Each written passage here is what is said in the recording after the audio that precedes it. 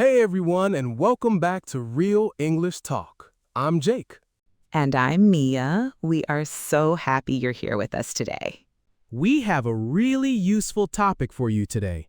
We are going to talk about daily routines. That's right. We'll teach you how to describe your day using natural, everyday English. It's something you can use every single day. Before we start, if you enjoy our podcast, please remember to subscribe. Yes, and please give this video a like. It helps other learners find our channel. Okay, let's start with the morning. Mia, I know you're not a morning person, so you start. You are correct. My alarm goes off around 7:30 a.m. Goes off. That means your alarm clock starts to make noise. Exactly, and I always hit the snooze button, maybe 2 or 3 times. Hit the snooze button. You press a button to get a few more minutes of sleep. Yep, then I finally get up. After I get up, I go to the bathroom, I brush my teeth and wash my face. Okay, very standard morning actions. Then, the most important step, I make coffee. I can't do anything without coffee. Make coffee. That means you prepare it. And I totally understand. What about you, Jake? You're an early bird. I am. I wake up around 5:30 a.m. No alarm needed. Wow, you wake up early. Right. First, I drink a big glass of water. Then I go for a run in the park. Go for a run, so you do some exercise outside. That's very healthy. It helps me feel awake. After my run, I take a shower. Then I get dressed for work. Take a shower and get dressed? Okay, I do that too, just a bit later.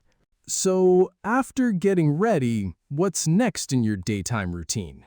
Well, I work from home, so I sit at my desk and I check my emails. You read and reply to new messages. A very common start to the workday. Right. My workday starts at 9 a.m. I usually have a few online meetings. Have meetings. That's when you talk to your colleagues about work. What about you, Jake? You don't work from home. No, I commute to work. I leave my house around 7:30. Commute to work. That means you travel from your home to your job. Exactly. I usually take the bus. During the ride, I listen to music or read the news on my phone. That's a good way to use the time. Okay, so after a few hours of work, it's lunchtime. I usually take a lunch break at 12:30. I usually pack my lunch to save money. I'll have a sandwich and a piece of fruit. That's smart. Since I'm home, I usually just heat up leftovers from dinner. Heat up leftovers. That means warming up food from a previous meal. A great way to avoid wasting food. For sure. It's so quick and easy. So, what about your evening routine? I usually finish work around 5:30 p.m. Same for me. After work, I usually go to the gym for about an hour. Go to the gym, a place where you go to exercise. Right. After that, I go home and cook dinner. I really enjoy cooking. Cook dinner? Me too. After I finish work, the first thing I do is tidy up my apartment a little. Tidy up. That means to make a place look clean and organized. Yep, then I cook dinner. After we eat, my husband and I wash the dishes together. Wash the dishes? Ugh, my least favorite chore. I know.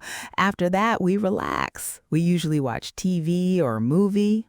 Watch TV. A classic way to relax. I usually call my parents or a friend to chat for a bit.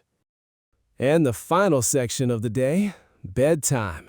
I start to get ready for bed around 10 p.m. Get ready for bed. This means doing all the things before you sleep. Right. I change into my pajamas, brush my teeth again, and then I read a book for about 30 minutes. I try to go to sleep by 10:30. That's so early for me. I usually stay up late. Around 11 p.m., I'll scroll through social media on my phone for a bit. Scroll through social media, looking at apps like Instagram, Facebook, or TikTok. Exactly.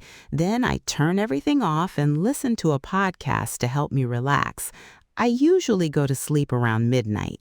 Wow, that was a very full day for both of us. Let's do a quick vocabulary recap of all the great phrases we used. Great idea. Let's go back and forth. I'll start. My alarm goes off. Hit the snooze button. Get up. Wake up. Brush my teeth. Wash my face. Make coffee. Go for a run. Take a shower. Get dressed. Check my emails. Commute to work. Take a lunch break. Heat up leftovers. Tidy up. Cook dinner. Wash the dishes. Watch TV. Get ready for bed. And finally, go to sleep. That was a great list.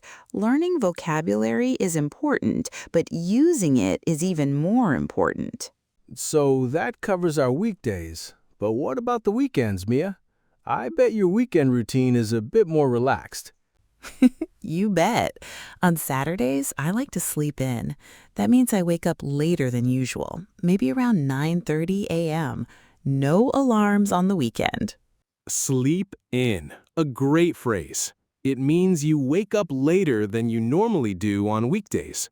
Exactly. After a slow breakfast, I usually hang out with friends. We might go to a cafe or see a movie. Hang out with friends. This is a very common, informal way to say you spend time with your friends. It's the best. What about you, Mr. Early Bird? Is your weekend just as scheduled as your week?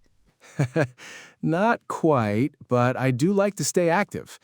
On Saturday mornings, I usually go for a hike. Go for a hike. This means you go for a long walk in nature, maybe in the mountains or a forest. That's the one. Then on Sundays, I usually try to catch up on chores. Things like grocery shopping and cleaning the apartment. Catch up on chores. A very useful phrase. It means to do the tasks you didn't have time for during the week. Exactly. It feels good to start the new week with a clean slate. Here is a small tip. Try to think in English during your day. When you make coffee, you can say to yourself, I am making coffee now. Exactly. These small daily habits can make a huge difference in your learning journey. Be patient with yourself. You are doing great. All right, that is all the time we have for today. We really hope this episode was helpful for you. Now it's your turn to practice. Go to the comments section below this video. That's right. Write a few sentences about your own daily routine in English. We would love to read them. And please don't forget to subscribe to Real English Talk and share this episode with a friend who is also learning English. Thanks so much for listening. We'll talk to you in the next one. Bye, everyone.